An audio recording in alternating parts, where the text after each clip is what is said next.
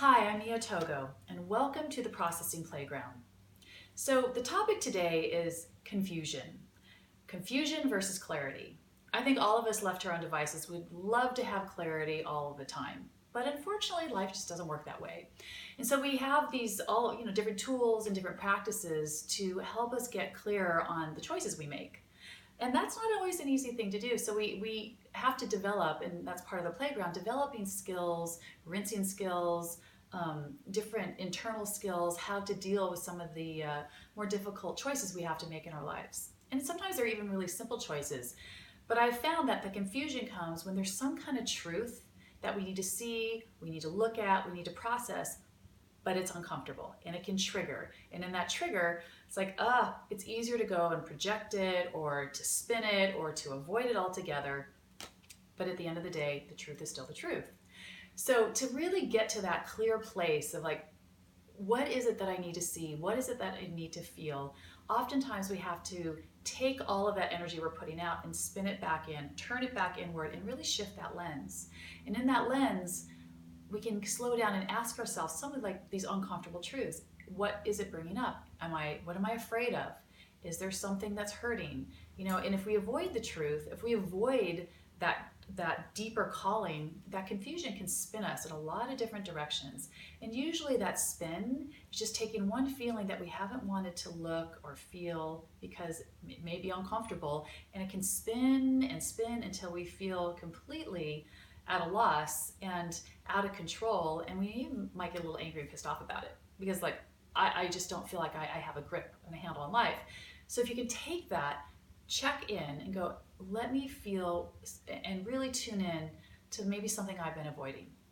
So if we can look at that truth, turn it around, and then own it and understand it, then it's easier to go forward in our lives and have that clarity.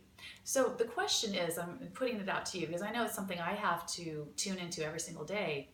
Is there something that you're feeling confused about? Is there somewhere in your life, it could be in your personal life in your relationships, maybe in your work relationships, maybe it's a choice about how to move forward and what you want to create. Check in and say, what is it that I want to, first of all, create? What truth am I not seeing? And how can I bring these two things together? So an exercise that I find really helpful is for me to write down and slow down and say confusion means, feels like, and creates. And really kind of tune into that, what that is. And oftentimes when you clear and rinse that, the truth will come up. And then the truth, when it comes up, then you can hold that energy and write clarity means, feels like, and creates. And then let those different energies percolate so that you can get to the truth. And then you might even want to write after that, what I just learned is whatever you may have just learned, whatever comes to the surface. Because oftentimes confusion is just some truth that we've manipulated to make it an acceptable lie. And if we're living in a lie, then we're living in a state of confusion. And if we're living in a state of confusion, then we're lying to ourselves, and it's really hard to go out and manifest creativity and inspiration. So I would love for all of us to go out there and live inspired, creative lives, but it takes work.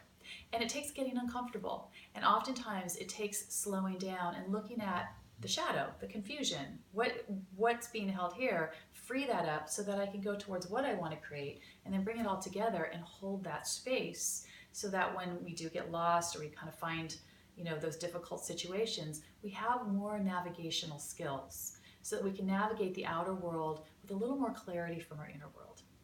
So I hope you find this helpful. I'm really happy to share some of these skills and these tools that have helped me along the way, along my path.